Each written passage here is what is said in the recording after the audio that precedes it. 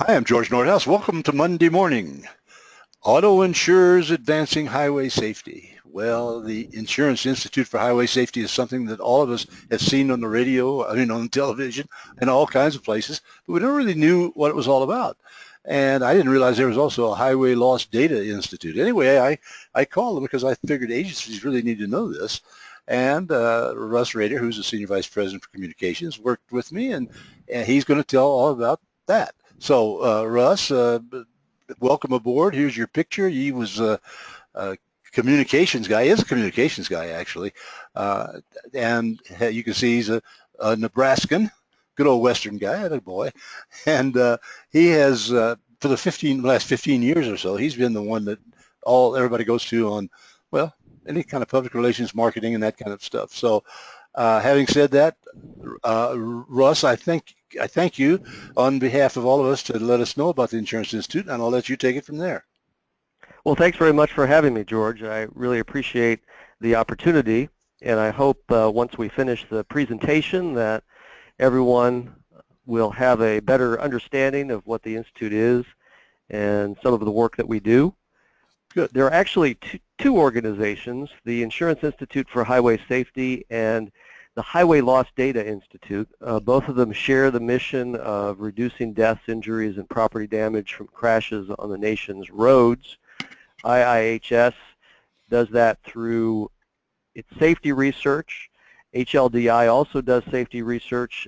Also, they collect and publish insurance claim data. And both organizations are supported wholly by the automobile insurance industry. Wow. And this is a list of the companies and the associations that fund us. And George, this list represents about 85% of the insurance industry in the U.S., the auto insurance industry. Oh, I can see them. You can see Progressive and State Farm, the big guys, and all states of the world and all that. Yeah, it's everybody I've ever met is on there for sure. All the big companies and many medium-sized and smaller ones as well. This is a little bit about just geographically where we are. We are based in Ruckersville, Virginia, near Charlottesville, where our Vehicle Research Center is. That's the photo on the left. And then some of our research staff, about 40 staff members, are located in Arlington, Virginia, just outside of Washington, D.C. Mm-hmm. Some of our activities, we are an organization that doesn't lobby, legislate, or litigate. We're not involved in any of that. We are empowered by the insurance industry to do aggressive research and communications, to find ways to reduce crashes, make our roads safer, and influence the debate, influence policymakers, automakers, and the public to improve safety on our roads. Got it. Some of what you see in, as you mentioned earlier, George, our aggressive communications program gets us our information out to the public through news releases, films. We do testimony, things like that. You know, these are all. I was just going to say, so it's such interesting stuff that if I were a television station or a big one or whatever, I'd love this because it goes to the heart of the matter. We are all driving and we all need the help. So, but I mean, Exactly. All I'm saying is it's a great subject to do for sure. And these are the areas that we focus in our research. We can influence and prevent crashes from happening. We can have input on people, their behavior, through laws and policies. We can have influence on vehicles to make them safer and more crash-worthy, and so that they have features that can prevent crashes.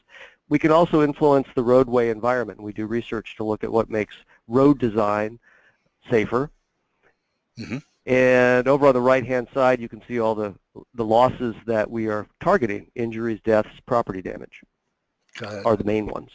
I didn't realize that you guys actually did help with our design roads or roundabouts and stuff like that. That's neat. Exactly. That's a key way that we can reduce crashes in rural areas as well as in urban areas. And this is some of the results of our research on people changing driver behavior. We were instrumental in starting the Click It or Ticket campaign, which started in North Carolina and then went nationwide to get more people buckled up. We've done a lot of research on graduated driver's licensing systems to make keep teens safer. We do research on automated enforcement, alcohol-impaired driving. And as we were just mentioning, roads are safer because of our research on signal timing, installing roundabouts instead of intersections, which makes roads safer because they cut down on crashes. Other kinds of roadway designs that can really be low-tech ways that we can improve safety. I guess, a lot of us just take these things for granted, like that rumble strips. Boy, those really get your attention when you're going off. And I didn't realize that you guys were involved in that. Oh, that's very interesting. Keep going. It's going great. And vehicles are safer. The research that we've done over the last 50 years includes things like fuel tank integrity and rear-end crashes. We in the insurance industry were instrumental in getting the first airbags in vehicles, which are now something we all take for granted as well. How about that? And research on other areas, not just the cars, but also the things cars crash into, like the backs of large trucks. We can make them safer to prevent terrible underride crashes like you see there on the lower left, and technology like electronic stability control, which can help prevent crashes. What are we going to do on these automated, I know you guys are into it, probably helping them, automated, what am I saying, no driver, what, I mean? The autonomous vehicles. Yeah, there's going to be a lot of research that goes into that. And the building block technology, which we're going to get into in a minute, is already on many vehicles, and we're studying that. Okay, good. And, the news media covers our research, and they recognize the efforts that the insurance industry has made to make roads safer. And we get a lot of coverage. I can't hear her, but I guess she's... I've seen this thing a lot of times. Yeah, she's talking a lot about the research that we do, and the research that we've done over the years has influenced safety on the roads. This shows over time what's happened with crash deaths since 1950 through 2015. The blue line shows the up and down of the raw number of deaths every year. It's a staggering total every year. Yeah, and the black line represents the overall trend as we drive more every year. So taking that into account, the more miles people are driving, the overall death rate, when you take into account those miles driven, has been on a steady decline over time. And much of the improved highway safety picture is due to vehicle designs improving. Vehicle designs have improved a lot over the last 50 years, not only because of crash testing done by the insurance industry and the federal government, but also because of the government regulations that have been put into place to make vehicles safe over time. This is just showing the actual, what you just saw on the last slide, the actual rate of motor vehicle crash deaths over time. But if we were to say freeze, if we could freeze the motor vehicle fleet that we had in 1985, and not make any further changes to it, this is what we would have seen over time. Ooh, wow. The death rate would have declined in the 1980s, 90s, but then it would have leveled off and started to increase again through the 2000s. And this is just showing that the influence of vehicle designs, if we hadn't had safer vehicles since 1985, we would have had a much worse picture out there on the road. Do you guys actually legislate or lobby or whatever? Do you actually do that, or they come to you? Yeah, we do not. We try to get our research out there so policymakers can hopefully make the right decisions. Okay. And this is just showing how far safety has come in 50 years. Look at these two cars crashing. This is a 1959 Chevrolet Bel Air crashing into a 2009 Chevy Malibu. They're representing the typical family sedan of their respective eras, and you can see how horrific it is in the interior of the 1959 Chevrolet with no seatbelts, no airbags. The occupant compartment just collapses in the 1959 car. But in the 2009 Malibu, it's a totally different story, and you see how the structure of the vehicle holds up, the airbag works, and together with the seatbelt. I'll be darned. And if that had been real people in that crash, Yeah. the driver of the Malibu could have walked away without any serious injuries. Amazing. Those are good pictures. I love those. And this is showing how the crash tests that we do 5 crash worthiness evaluations, examining how well vehicles do in frontal crashes, rear end crashes for measuring whiplash, roof strength for rollovers, side impact. And our newest test is the front small overlap test, which is very challenging for the vehicle structure, which we started in 2012. And the difference can be dramatic over time, how vehicles have improved. Look at the 2001 Ford F-150 pickup at the top. Yeah. And its replacement at the bottom shows how much improvement we've seen, also in side impacts with side airbags. Wow. How about that? And we've seen vehicles improve in how they protect people against whiplash in rear-end crashes. And fascinating. Wow. And roof strength has improved. This means that people are better protected in rollover crashes. And now we're seeing some of the same improvements in our new small overlap frontal test, where vehicles are performing better than they did just 4 years ago when we launched the test. Look at those airbags in that one below. That was really something, wasn't it? Yeah. Good Lord. Yeah, and it's interesting that the side airbags are programmed to deploy in a frontal crash like this to better protect people when that vehicle is moving sideways after the impact. Fascinating. This is just an example, shows how crash worthiness has improved over time. You want to see green here. Green means good, and the ratings improve over time as the manufacturers change designs. And an example up in the upper left-hand corner there, we started our moderate overlap frontal test in 1995.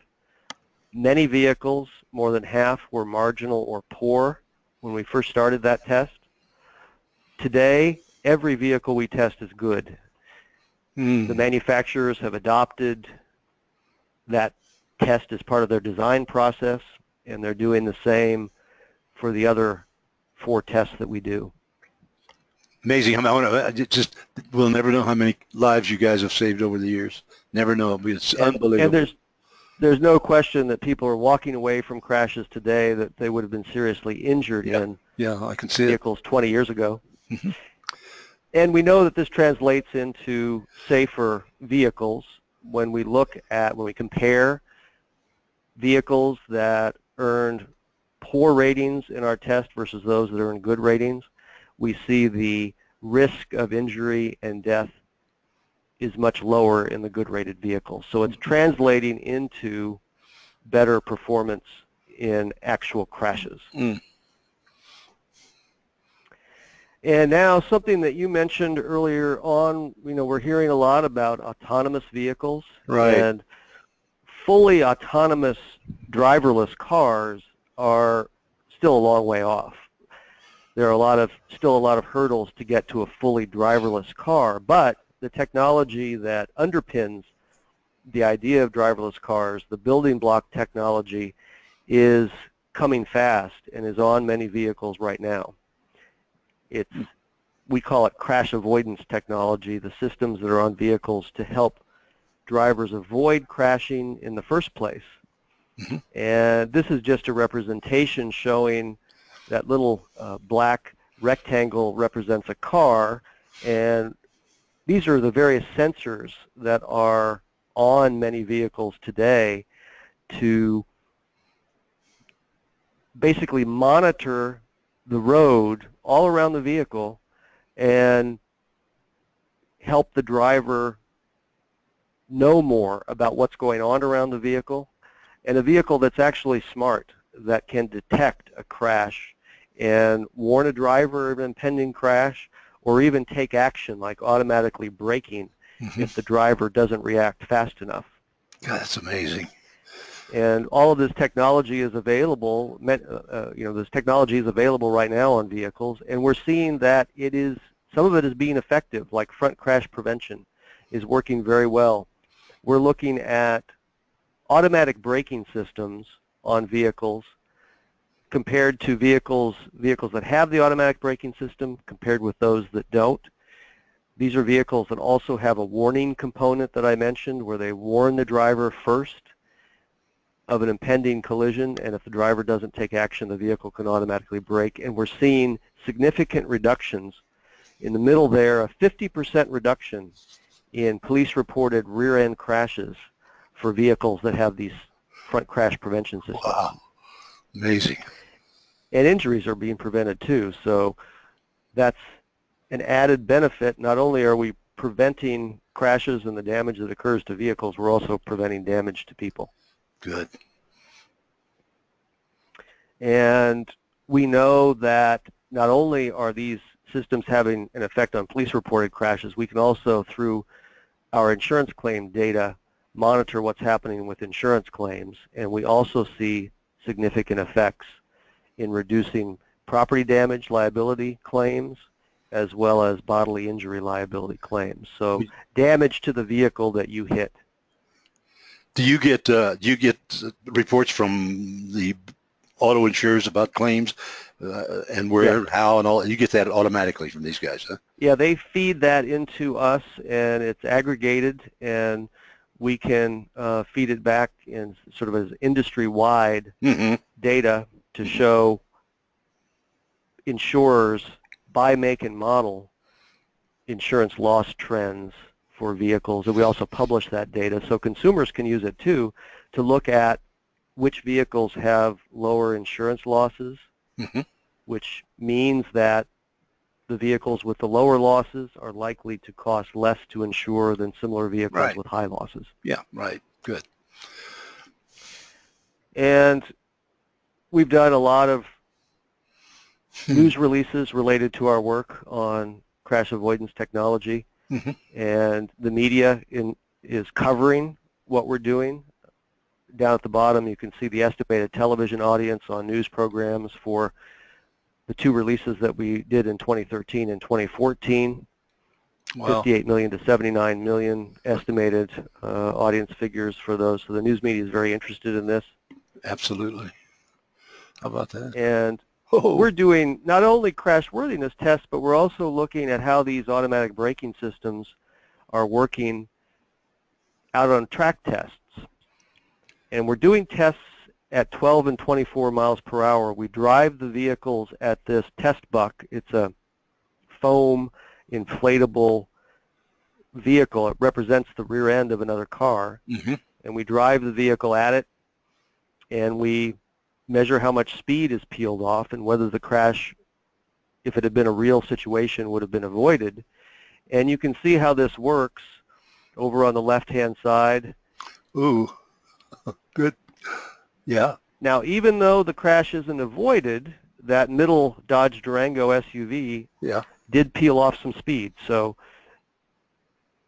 it's good if the crash is avoided. It's also good if the speed is reduced so that the crash is less severe. That's fascinating. We're rating vehicles on how well their crash prevention systems work, and we publish those results. And vehicles, in order to get our top rating, our top Safety Pick Plus rating overall, vehicles have to do well in all the crash worthiness evaluations, but they also have to have an advanced or superior rating for their front crash prevention system in our tests. This can be a optional system, because most of these are optional, but increasingly people going out to buy new cars this year and in the future will begin to see this kind of system standard equipment. The ratings are improving. We're seeing better performance. Just like we did with crash worthiness, we're seeing better performance over time with these crash avoidance, the front crash prevention systems. And 20 automakers have pledged, have made a commitment to make automatic braking, that's the AEB up there at the top, a standard feature by September 2022. Oh, wow. So we worked with the National Highway Traffic Safety Administration to get the automakers together to make this commitment, and doing this on a voluntary basis will allow it to happen much faster than it would have had the government regulated this. But we're seeing such amazing benefits from this that we thought it was important to get the automakers to make this commitment, and they have. Well, Russ, if I were going to go out and look for a car, I want to buy a car, would I contact you, or could I contact you and ask you for what are the safest cars per se of these? Do you guys have that kind of a service? Yeah, you can ask us, or you can go right to our website at iihs.org, and we have a vehicle ratings section where you can see all the things that I've been talking about. Good. And look up the vehicles that have the best ratings. Good. And speaking of our website, mm-hmm. this is the home page of our website. You can see what I just mentioned, the ratings tab on the upper left-hand I see it. corner there. Mm-hmm. We also have sections for our news releases. You can go to the topics page and see all of the research areas that we have reports or studies or news releases on.